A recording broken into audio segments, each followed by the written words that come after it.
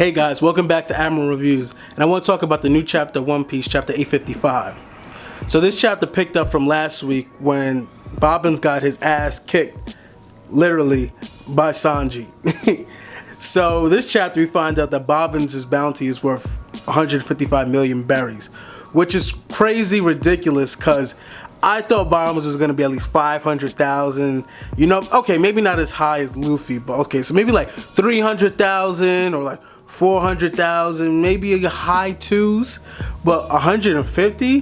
That was just a big letdown. I'm like, okay, you're not shit. People were thinking Bobbin was a sweet commander, so no, Bobbin, one of the biggest letdowns of this arc. But moving on, so these soldiers come and they ask Bobbin what that noise was, which was Bobbin's head going through the wall. And he quickly shuts it down. He uses this ability. I don't know whether it's a devil fruit ability or maybe it's just an ability. Bobbin's part of the species that has an ability, but he's able to put the soldiers to sleep. And I guess it uses sound because you can see the sound waves and it tranquilizes them and the soldiers hit the floor. So I guess it didn't say whether it was a devil fruit ability, but I'm just assuming because most times ability like that are devil fruit. But so Bobbin's is on the move, and I guess he's gonna try and get Sanji back, or maybe he's gonna try and get revenge with what he did. But Bobbin's is on the move, and I'm pretty sure he's gonna go try and find Sanji. So moving on, we go to the Mirror World where everybody in the gang except Sanji and Luffy are there in the Mirror World, and they're in Big Mom's room, and they're trying to get Brook from underneath Big Mom, which is crazy when you see this picture, because Brook, you have to think, Brook is 9 feet tall. 9 feet tall. And he's like a toy compared to Big Mom. So Big Mom is a real big woman. She a real sturdy gal, if you know what I'm saying. My mom, she's a sturdy gal. She a big woman. So first they attempt, you know, to try and get Brook. They get these bag of bones, which I guess were lying around somewhere, they said, and they made it look like it was Brook. So Chopper first attempts to get Brook, fails. He doesn't get anywhere close to Brook. Carrot manages to get to Brook, but then one of her homies, I think it was Zeus, he quickly throws a thunderbolt and he ends that attempt. And then the third attempt was Pedro. Now Pedro's actually able to get to Brook and actually able to get him free from underneath Big Mom's arms. And then Nami from there comes and she's able to actually get Brook from Big Mom and actually take him away. And she's trying to wake up Brook, which I don't know why she didn't go back into the Mirror World and then try and wake up Brook. But she gets Brook, she tries to wake up Brook, and Brook wakes up and sees the other skull that they're supposed to replace him with. And he starts yelling, "Ghost! Ghost!" like some Danny Phantom shit. I am the Fox Ghost! So from Brook yelling, Big Mom, she kind of wakes up, and then everybody's like, oh shit, I don't know what we're gonna do now. And so it's like, run. Run. They just managed to escape Big Mom, basically. And then Brook goes on, yes, that was a very dangerous task I just did.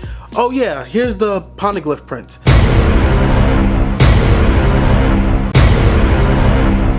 My boy Brook.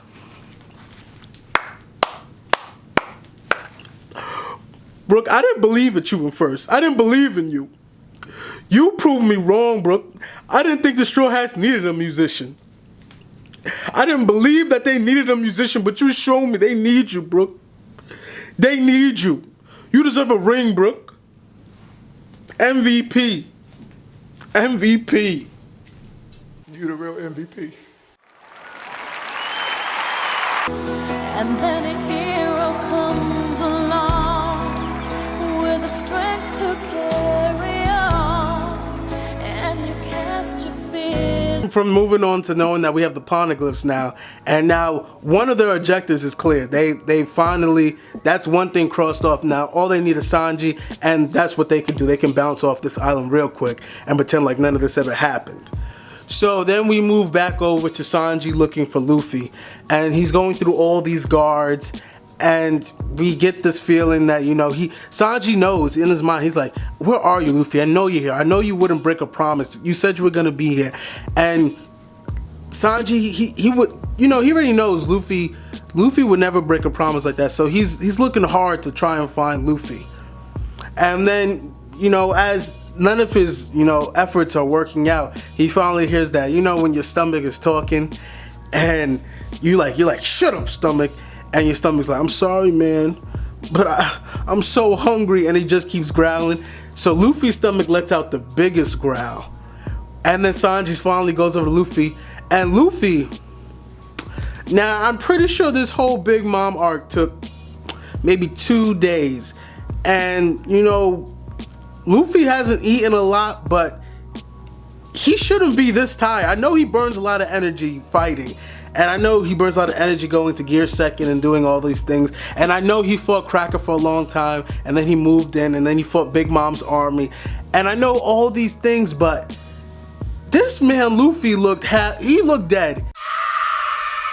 He looked like his body was decomposing.